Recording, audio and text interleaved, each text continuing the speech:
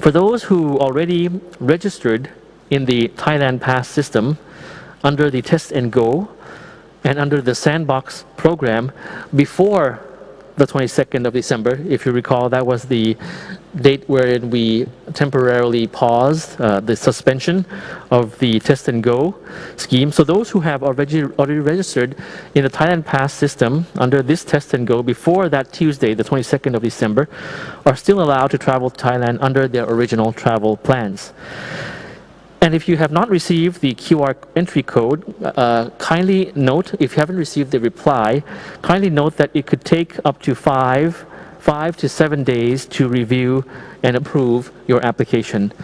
I've been receiving as well around like 4 or 5 cases from people I know asking about this as well. So please be patient. It'll take 5 to 7 days in order for the system to review your application. That is, of course, if you registered in the Thailand Pass system before that cutoff deadline, the date of 22nd of December.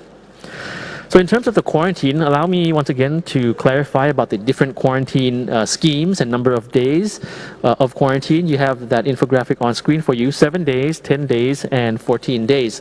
I think this is really relevant for international travelers coming into Thailand. There were questions about the clarity of this as well. So on the 7 days, 7-day quarantine applies to travelers who have a certificate of vaccination to confirm that they have been fully vaccinated with approved vaccine for at least 14 days before traveling to Thailand. 10-day quarantine applies to travelers who do not, applies for those who do not have a certificate of vaccination. And 14 days applies to travelers from African countries other than the previously designated high-risk countries, which are, the list is constantly being reviewed. And on the chart infographic on screen there, you have the required COVID testing. Now moving on to the top 10 countries for incoming travelers. Currently we now have top coming from Germany, the UK, Russia, Singapore, US, Sweden, France, UAE, Republic of Korea, and Australia. Out of the total number of travelers, it was found that 737 tested positive for COVID, or 0.31%. This reflects, of course, the measures that we have, because this percentage is relatively low in terms of the number of people, total number of people entering Thailand. As New Year's is approaching and gatherings are of course expected throughout this week and over the weekend, the airport, Suvarnabhumi International Airport, expects to handle almost 50,000 passengers per day, and therefore it has prepared facilities, staff, as well as cleaning services to cater to the surging number of passengers expected to arrive. On the vaccination progress in Thailand, as we mentioned last week, we have now surpassed the benchmark of vaccinating 100 million doses of vaccines in Thailand. And more than 70% of the population have now received at least one dose. So yesterday, and you see on the chart there on screen, we administered over 120,000 doses, increasing the accumulated number now to over 102 million doses.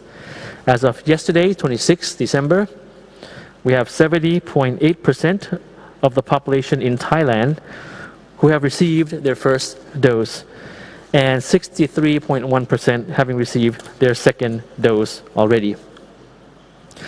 And turning to the general situation, we have new confirmed case today standing at 2,437 cases. Compared to new recoveries, we have 3,845 recoveries. So new recoveries much surpasses the number of new confirmed cases. That's good to note.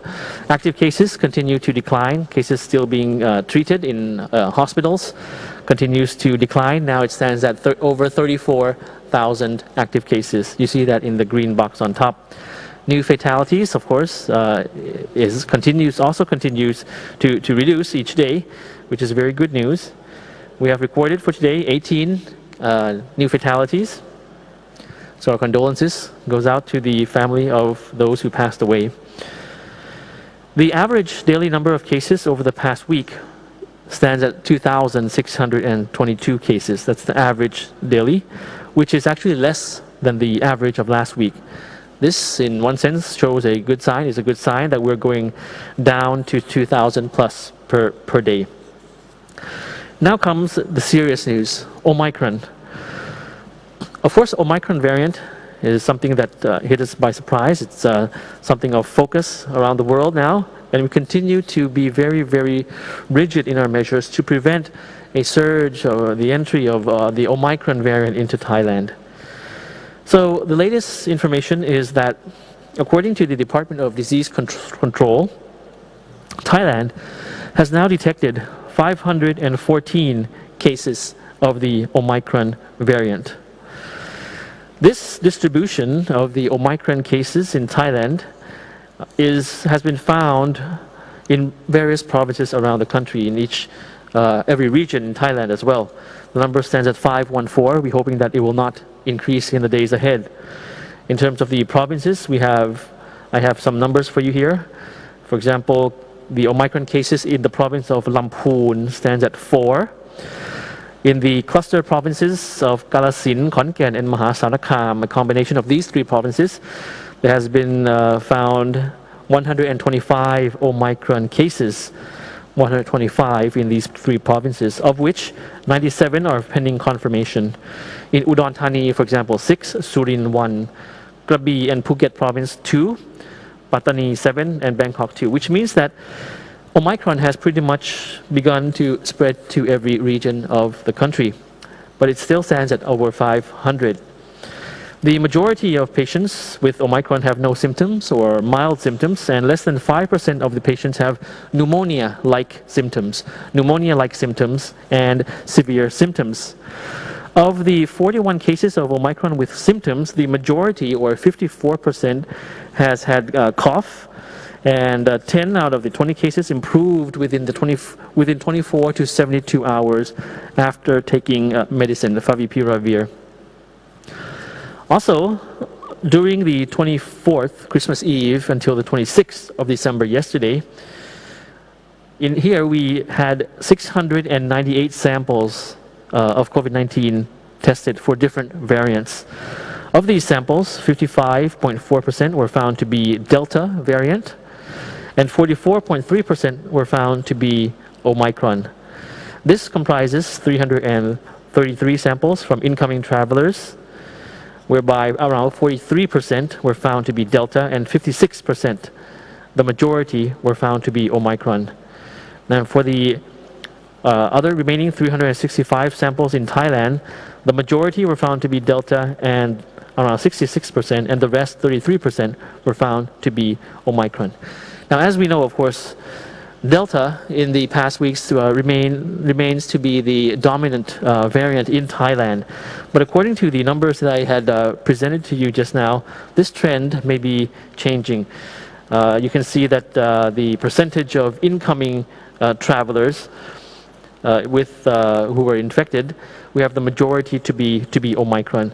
But the samples tested in Thailand, for those already in Thailand, the majority were found to be of the Delta variant. So still now Delta, but it might be changing soon, as the dominant variant in the country. And the CCSA will continue to monitor the reports on Omicron and other variants in order to adapt the measures as necessary. In terms of the fatalities mentioned just now, a downward trend with less than 20 fatalities. We have 18 fatalities today, to be exact. Of this number, 14 cases, where the majority are elderly, and 3 cases with underlying health conditions. We have 14 cases reported today were those who were unvaccinated. In the Thai language summary, Dr. Apisamai also showed us a slide on the case fatality rate in Bangkok from April to November 2021. Now, regardless of Omicron, the underlining the high fatality rate among the elderly aged 60 years and above at 14.6% fatality rate in June and 10.55% fatality rate in August. The CCSA continues to encourage everyone to get vaccinated and to get booster shots as soon as possible, especially the vulnerable groups. Scientific evidence clearly proves that vaccination and booster shots are able to reduce severe symptoms and fatality. And you have some infographics there from the World Health Organization. Vaccination develops immunity from COVID-19 more effectively than getting infected and sick. So for the top 10 provinces with COVID cases, we have that infographic on screen for you.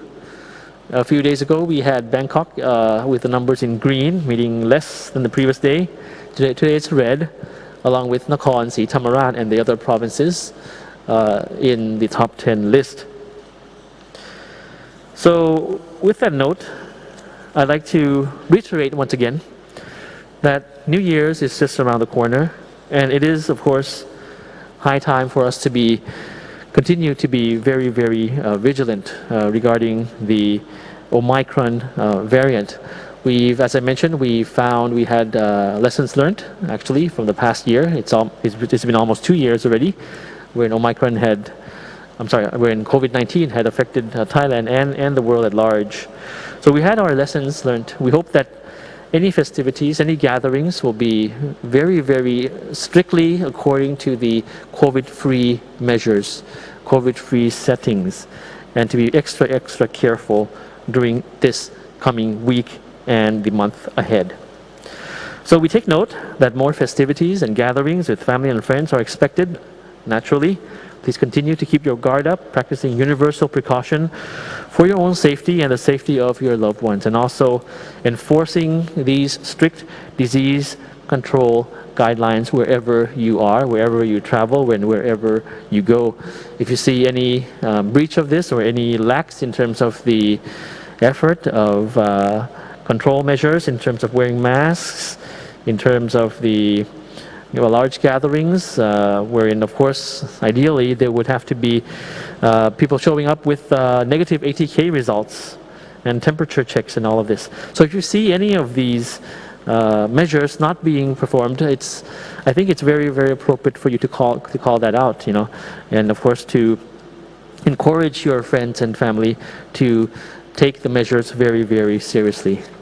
So I thank you very much for your attention today. I hope you have a very great week, which is the last week of the year 2021. So more strength for this week and stronger health, more strength for the coming year as well. Thank you. สวัสดีครับ Thank you very much ขอบคุณนะคะต้องขอบคุณท่านณัฐภา นุนพคุณท่านรองอธิบดีกรมสารนิเทศและรองโฆษกกระทรวงการต่างประเทศค่ะท่านกรุณา